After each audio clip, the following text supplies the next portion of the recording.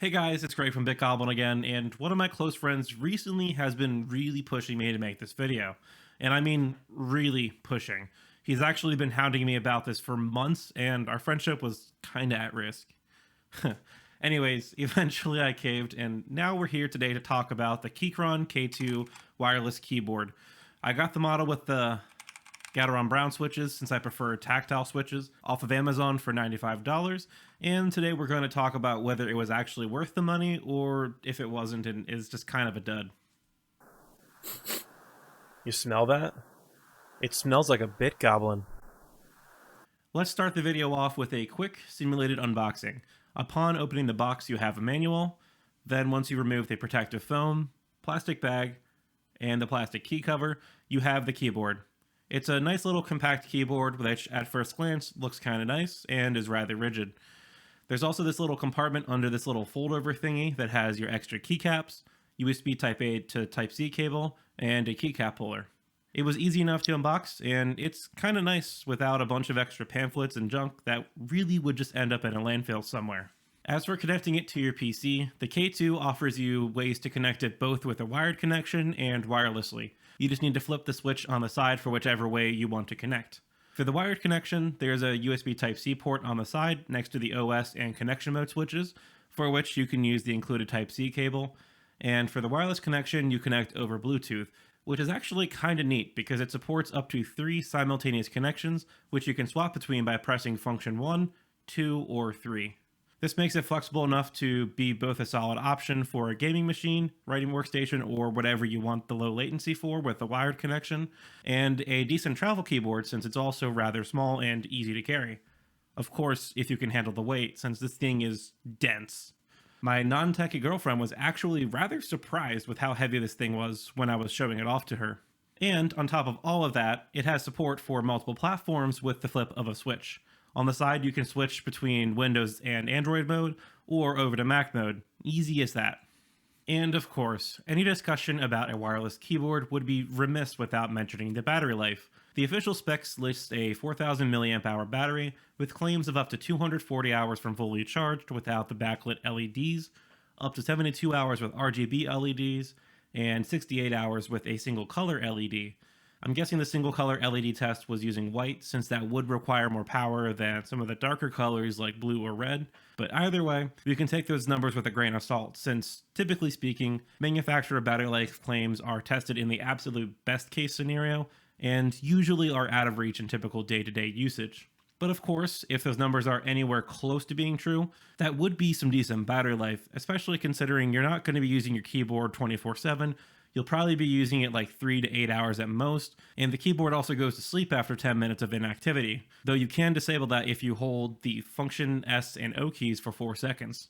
Now, the main downside though for the wireless mode is that it's over Bluetooth, like I mentioned a moment ago, and not over a 2.4 GHz wireless dongle. I really do appreciate the lack of needing to carry around and keep track of a separate dongle to connect your keyboard to your laptop or whatever, but Bluetooth really has some bad latency by comparison. Even sitting here typing the script with this keyboard connected to my Galago Pro, the latency is really noticeable, seemingly taking a quarter of a second or so to register my key presses, and it's honestly kind of flow breaking.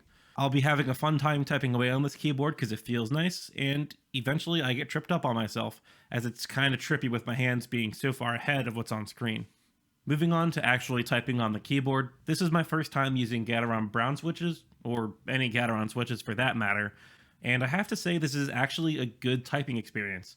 The switches feel mostly consistent, they're nice and responsive like you would expect from a decent mechanical switch, and the switches really aren't that loud, which is kind of important if you're living with someone who gets bothered by loud keyboards. And when I said the keys are mostly consistent, I meant that some of the larger keys don't feel nor sound the same. In particular, the backspace key throws me off since it feels a lot mushier, and the quieter and different sound of the key sometimes makes me feel like I'm not hitting it even though I am. It's also worth mentioning that this keyboard is thick. No joke, this is probably the thickest keyboard I have seen in a long time, if not the thickest. It didn't bother me that much since my hands are somewhat big, but you may want to consider getting a wrist rest, especially if your hands are smaller, and I will admit that using one made typing a lot more comfortable for longer sessions. Keychron sell a couple different wrist rests that actually match the size of this keyboard, one made out of resin and another made from walnut, which doesn't work for me because, trainer allergies. Unfortunately, I don't have either on hand today for this video, but they do sell for $30 and $25 respectively, and both look rather stylish in my opinion. And not only is the body thick, but it's also very rigid, which is a good thing, to be clear. It's likely at least partially due to the narrower body width, but this does give it a very quality feel. It's something you don't really notice outright when you're typing like, oh, this keyboard is very rigid, but you will notice it when you're using one of those cheap office keyboards that bend every time you press a key, and it feels like you're going to break it. Kudos for that. The narrower profile of the keyboard, though, I can also see being hit or miss. Personally, I wouldn't say the K2 made me feel claustrophobic or anything, but it just feels a little too small for me on my desk. I would have preferred a little bit more space for the arrow keys and maybe spread out the function keys a little bit too, but maybe this is something you like. This is 100% a preference of mine, so I can't really knock it for that. Now to finish up with some smaller rapid fire things, the orange accent keycap kind of looks awkward with the RGB lighting.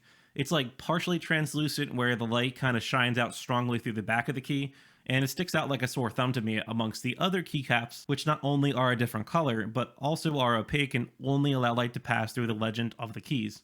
This really isn't a big issue since Keychron provides you with a gray cap that you can swap it in if it really bothers you, and who knows, maybe you like that.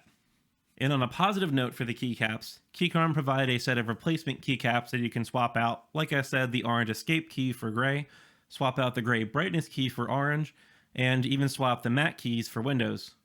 Of course, this doesn't affect how the keys actually work on your computer, and you'll still need to swap the switch on the side depending on which OS you're using. It's just a nice little touch, One last small thing I noticed is this keyboard does not have an insert key.